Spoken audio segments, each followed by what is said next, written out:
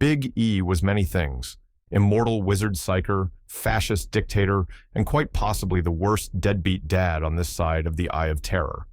After hauling humanity out of the interstellar dark ages and ensuring humans were the apex species, the guy just wanted to retire. Maybe kick back in sunny Florida and sip a mimosa with the stripper he met in Miami.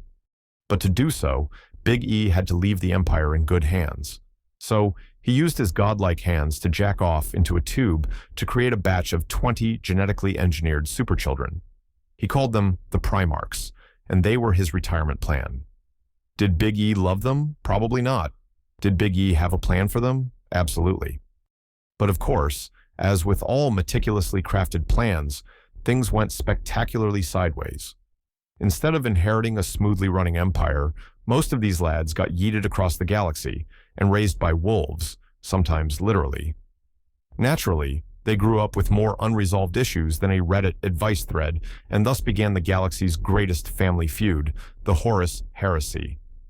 But what if Big E's plan had actually worked?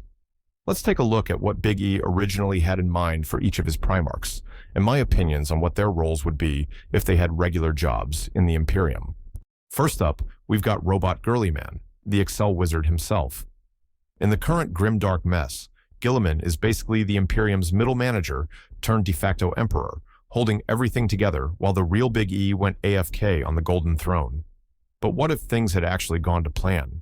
Guilliman most likely would have been humanity's acting president, shuffling through PowerPoint decks, optimizing supply chains, and running the galaxy like it's the good old USA. It's not like he had much competition either.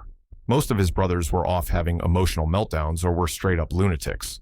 But Guilliman's autistic ass was busy constructing a galaxy-wide HR department and micromanaging war budgets. And let's not forget his diplomacy game. So polished, he could probably mediate a peace treaty between a corn berserker and a sister of battle. And Roboute Guilliman wasn't unqualified for the role of president either. He had more than 10,000 years of experience running Ultramar, like it was Space Rome. Guilliman was essentially second emperor in all but name. But he couldn't openly say he was the second emperor without making it look like he rebelled, like Horus did. Magnus, unlike some of his brothers, wasn't crafted for some greater political purpose. He was basically a lamb, raised for slaughter. Big E, eternally self-absorbed and convinced of his own brilliance, created Magnus for one purpose: to plug a hole, literally. If everything had gone according to plan, Big E was going to shove Magnus into the Golden Throne like a psychic battery, just to keep the lights on for his precious Webway project. This project was supposed to be a galaxy-spanning psychic subway system, fast travel for humanity, but without the warp's usual demon baggage. But to make it work, the Emperor needed a psyker powerful enough to act as a portable power source, hence the existence of Magnus. You'd think the galaxy's biggest nerd, armed with a brain the size of a small moon and enough psychic juice to make demons piss themselves, would be destined for something glorious. Maybe lead humanity's scientific renaissance, or launch a warp Wi-Fi service? But nope. Big E wanted him to be an emergency backup generator. Honestly, can you even blame Magnus for turning traitor? With a job description like that, betrayal feels more like self-respect. Speaking of self-respect, Konrad Curze should have had more of that. Of all the Primarchs, he was perhaps the most self-conscious, paranoid, and emotionally unstable. Yet, somehow, the Emperor's grand plan was to make him a judge. Yes, a fucking judge. Because when you think of balanced justice, your first pick is obviously the psychic serial killer with daddy issues. In theory, Konrad was designed to be the ultimate enforcer of imperial law. He was literally born with perfect knowledge of every legal statute in the Imperium. On top of that, his future visions allowed him to glimpse possible futures of those he judged, letting him tailor punishments, or even offer redemption, based on what path would lead to the best outcome. Sounds nice on paper. But in reality, things didn't exactly go according to plan, especially not with Curze's reality being the shithole that was Nostromo. His upbringing on that crime-infested planet twisted his sense of justice beyond recognition. As a result, Konrad developed a unique interpretation of justice. Everyone's guilty, eventually. So why wait and bother with trials or evidence? Just kill them now and save everyone the paperwork. Big E didn't really think this one through.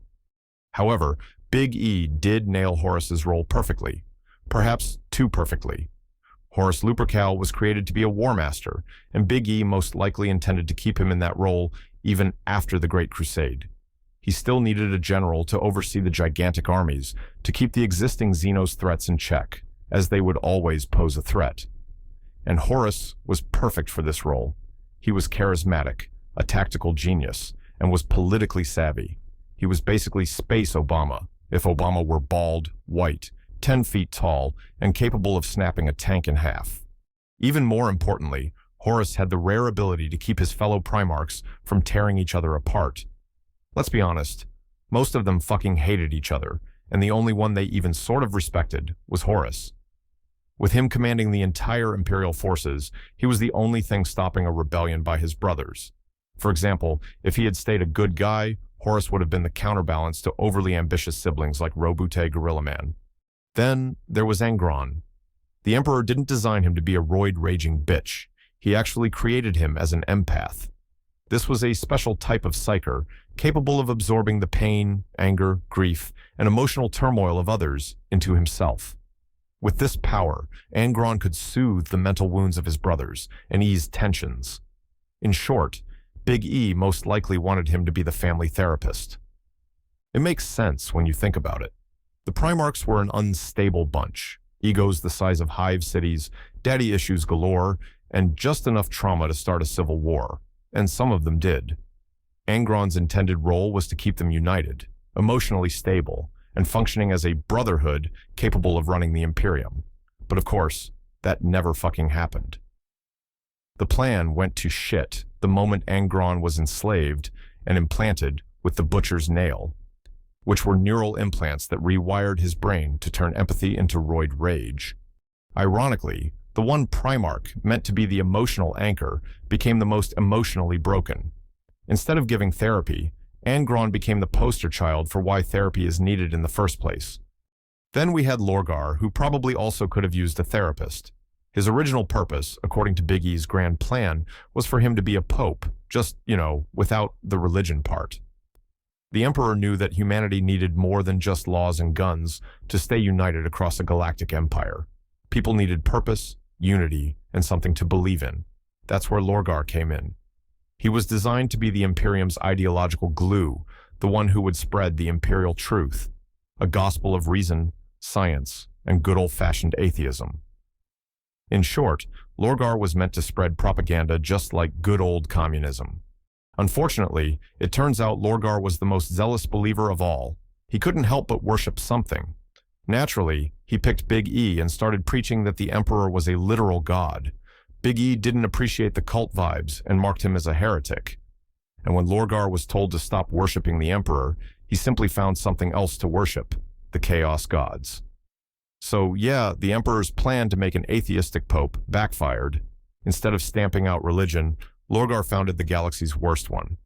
And who would Big E call to purge these heretics? Uniting humanity was just step one. There were always going to be heretics, monsters, and inconvenient truths that needed to quietly disappear. Sure, Horus could wage the flashy wars, but someone had to handle the off-the-record dirty work. That's what Big E probably wanted Leman, Russ, and the Lion to handle. Think of them as the Imperium's secret police, but there would be no arrests or trials. They would just pull a good old cop move and turn off their body cam while unloading their bolter rounds into whatever problem they were dealing with that day. They weren't meant to be peacekeepers, but rather enforcers. They were the guys who showed up in the dead of night, burned your village, deleted your culture, and made sure nobody was left to ask questions. Big E had the perfect pair for the job. Leman Russ was the definition of loyal. He didn't ask questions, and his orders didn't end with just humans. He was the Emperor's personal failsafe, the one you sent when a fellow Primarch got too curious, too ambitious, or too heretical. If Big E ever needed to retire one of his sons, Russ was the guy holding the axe. Then there was the Lion, just as loyal but wrapped in layers of secrecy. While Russ handled open hunts, the Lion waged hidden wars against threats too horrific to even document.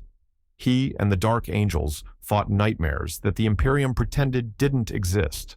and Big E trusted him so much he gave him access to ancient weapons and even a few surviving men of iron, tech no one else was allowed to touch.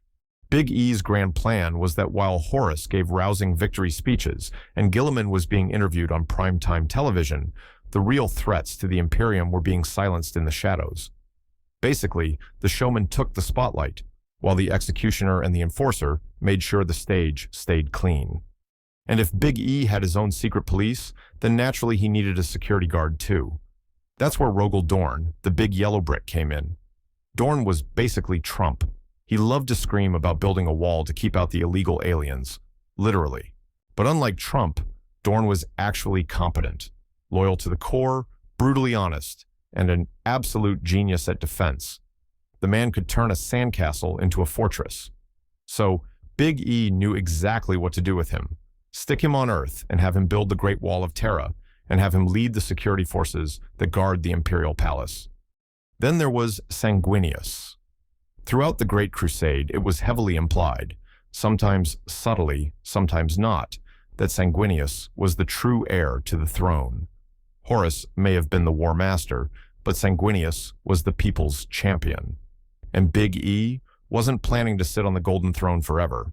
His endgame was to retire, and for that, he needed a replacement. But not just a bureaucrat or a warlord. He needed a figurehead. A face who could smile for the cameras while entire planets were being culturally deleted and brought into compliance. And who better than Sanguinius? He had it all: beauty, brains, and the rarest gift of all. His brothers didn't want to fucking kill him. Even psychos like Angron gave him a pass, mostly because it's hard to hate a guy who looks like an angel and cries for the people he has to kill. With his saintly image, he would be a stabilizing symbol, the soft face of a hard regime. Then we have Alpharius, Omegon, and Corvus Corax. Big E most likely intended these three to be the secret agencies like the FBI, all rolled into one, but with less ethics and a higher body count. After all, the twins were tailor-made for spying. Their entire legion was basically a cult of paranoia, since each group wasn't even sure what the other was doing. Their job was to sniff out rebels, gaslight dissidents, and retire inconvenient whistleblowers. If someone disappeared mysteriously after asking the wrong question, chances are one of these bald bastards made it happen. Corvus Corax, meanwhile, wasn't far off in function. While the twins played the long game with infiltration and subversion, Corax and the Raven Guard were the stealthy shadow ninjas. They specialized in assassinations and precision warfare. When the Imperium needed an enemy removed quietly, say, a planetary governor getting funny ideas, Corax was the one you sent in. After Big E wrecked the galaxy, he would need someone to put it back together. That's where Perturabo, the Imperium's autistic city planner, came in. He would be able to design fortress worlds, hive cities, and defensive grids as the chief architect of the Imperium. His crowning achievement would probably be mass-producing discount Timu knockoffs of the Imperial Palace across every major planet. Meanwhile, Ferrus Manus would serve as the Imperium's chief arms dealer. Even in an age of peace, someone has to bring the hammer down on naughty, rebellious worlds, and that takes weapons. Ferrus would turn Imperial R&D into a Forge World sweatshop, mass-producing tools of war for Space Marines and Guardsmen alike. Think of him as the 40K's universe equivalent to Lockheed Martin, only with more molten metal and fewer ethics. And you'd think Vulkan would be the Imperium's top arms dealer. Dude was literally a blacksmith. But unlike his murder brothers, Vulkan was a humanitarian. In a time of peace, he probably wouldn't be too keen on mass-producing murder tools. If Big E had a plan for him, it's unclear. More likely, Vulkan would just vibe, helping civilians, organizing protests, and smuggling refugees through war zones like Harriet Tubman in Power Armor. Then we have Fulgrim, the galaxy's favorite femboy, and the Imperium's flamboyant diversity hire. After the Great Crusade, his mission probably wasn't just to conquer planets, but to win over hearts, minds, and art. He was meant to be the Imperium's cultural professor, shaping its identity through beauty and philosophy. Basically, just a bunch of bullshit. Up next is the Khan. The Khan probably didn't want a role or job. He just wanted to be a homeless, unemployed beggar, traveling the galaxy, enjoying the van life, and occasionally vlogging on YouTube about it. Finally, we have Mortarion, He was a grim, bitter, and violently allergic to anything warp-related. With his deep-seated hatred for psychers, he was likely Big E's psychic ice agent, the Imperium's backup plan for hunting down warp-spawn threats and enforcing strict oversight on unauthorized psychic activity. And that's all we have, folks. Please keep in mind, these are just my own opinions, based on some evidence from the lore. We'll never know truly what Big E's intent was for all his Primarch sons, because it never was an option. That concludes today's episode. Don't forget to like and subscribe. Please feel free to comment below on which topic I should cover next. If you'd like to support the channel, there's a Shopify store linked in the description for Warhammer LEGO figurines. I also have a Discord if you're interested in joining.